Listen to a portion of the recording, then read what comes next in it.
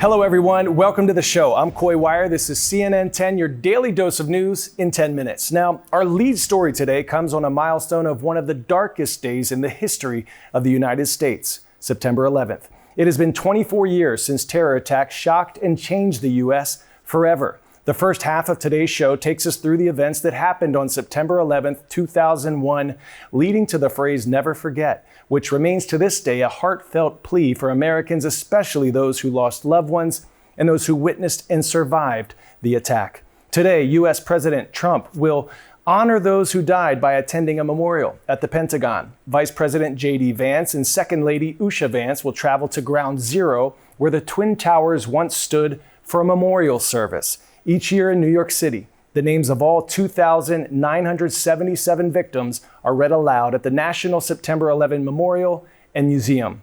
We will be showing some of the traumatic footage of what unfolded on this day 24 years ago, and it may not be appropriate for everyone. So please, especially if you're under the age of 13, ask an adult, a parent, a teacher if this content is safe for you to watch. We'll be sharing the devastating updates that came into CNN's newsroom.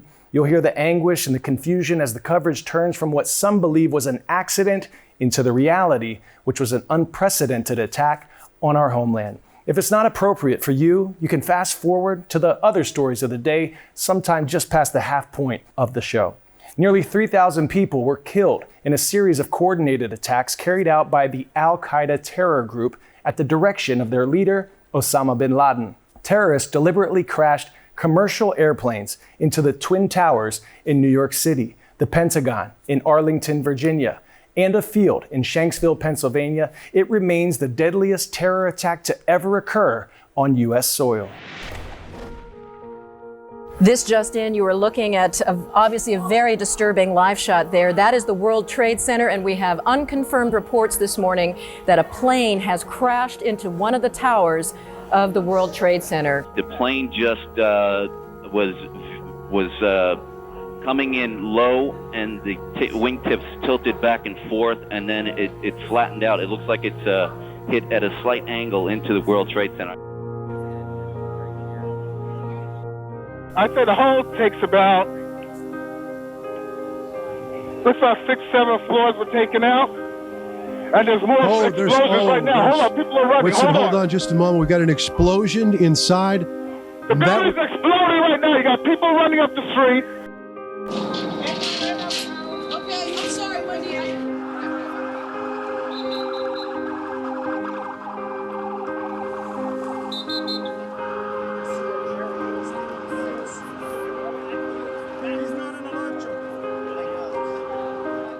Today, we've had a national tragedy. Two airplanes have crashed into the World Trade Center in an apparent terrorist attack on our country. I have spoken to the Vice President, to the Governor of New York, to the Director of the FBI, and have ordered that the full resources of the federal government go to help the victims and their families, and to conduct a full-scale investigation to hunt down and to find those folks who committed this act. We have a report now that it was a plane that crashed into the Pentagon, and we have a large fire at the Pentagon. The Pentagon is being evacuated.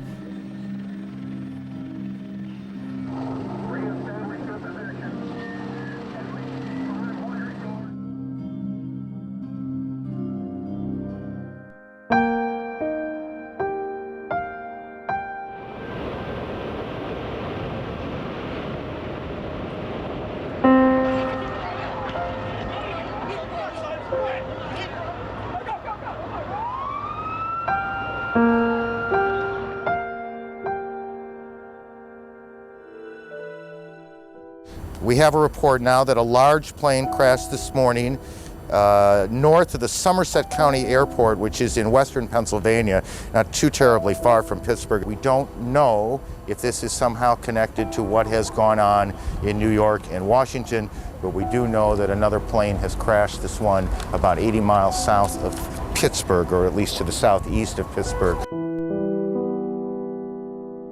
You can see perhaps the second tower, the front tower, the top portion of which is collapsing.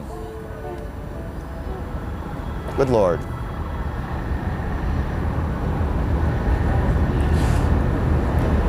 There are no words.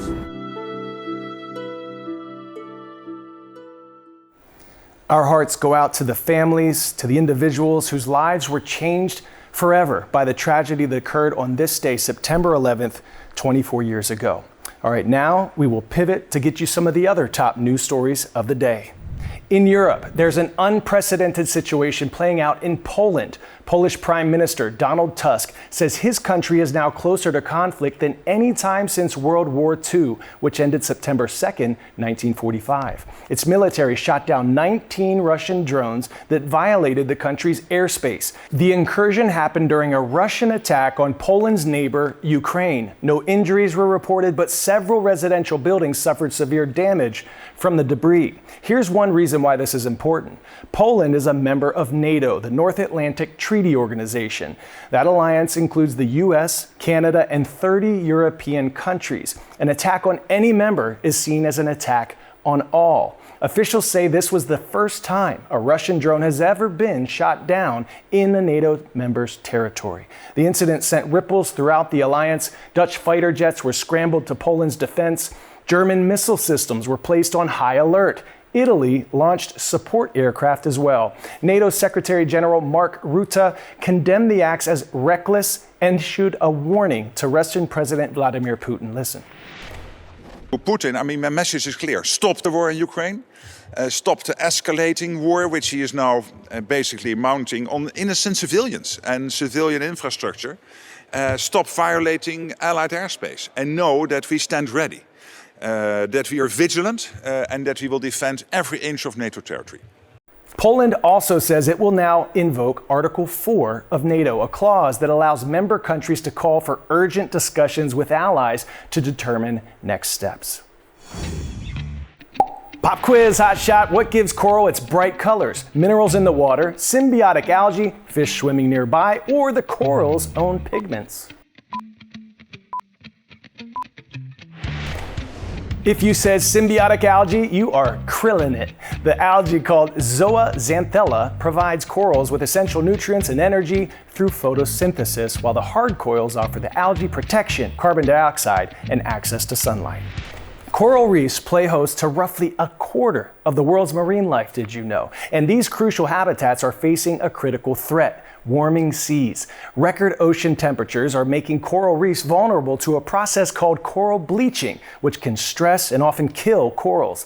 These mass bleaching events are becoming more frequent, and scientists are racing to find solutions. One team in California is using some innovative new techniques to rebuild the corals.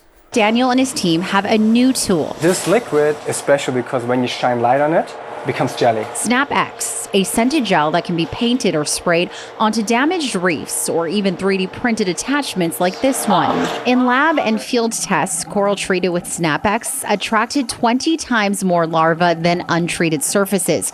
It works immediately and lasts up to a month.